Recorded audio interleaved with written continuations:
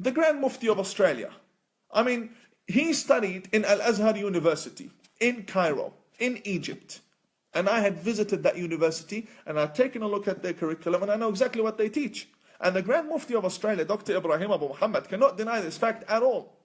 The Grand Mufti of Australia studies, he received his degree from Al-Cairo University in Egypt. And in that very university, they teach the students that it's okay to wipe yourselves in the toilet with the pages of the Bible and the pages of the Torah. And you can insult Christianity and insult Judaism. Why? Because it's not real Islam. That's not the religion of God. Therefore, wipe yourselves in the toilet with the pages of their book. But if someone draws a cartoon about the Prophet Muhammad, peace be upon him and his family, you want to go and behead him. But it's okay for you to go and do that to other people's religious and holy books. It's not making sense. I follow a Muhammad that when he used to walk the streets, people used to insult him and spit at him and direct foul language towards him and wage war against him. And all he did was pray for the enemy. That is the Muhammad I follow. And that's the problem with my version of the Prophet Muhammad, because only a minority follow such a Muhammad.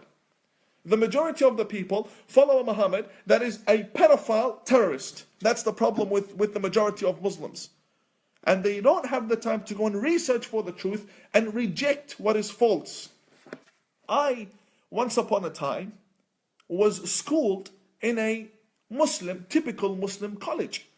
And what do they teach you in a Muslim college? They teach you hate. They teach you to not accept anyone else's ideology. But it's when I moved from the Islamic college in Perth and I went to a public Australian school, that's when I began to interact with the Christians and the Jews for the first time in my life. And that's when I understood that this Quran, when it refers to Allah being my God, that Allah, that God, is the same Father in Christianity. So if the Christians and the Jews and the Muslims all worship the Creator, regardless of what you label him, why is it that we have to kill each other? The Muslim school never taught me that. The Muslim school told me the Christians and the Jews will never accept you unless you go and become one of them. Of course. Well, Muslims don't accept the Christians and the Jews either. Religions believe they're on the right path. Each religion believes it's the truth. It doesn't mean you go around killing each other because that's how they think. You don't kill people for the way they think. That's their level of thinking. If I think differently than you, you don't come and kill me. That's not right. And that's exactly what's been happening all this time. When are we going to wake up? It starts with the schools. It starts with the preachers.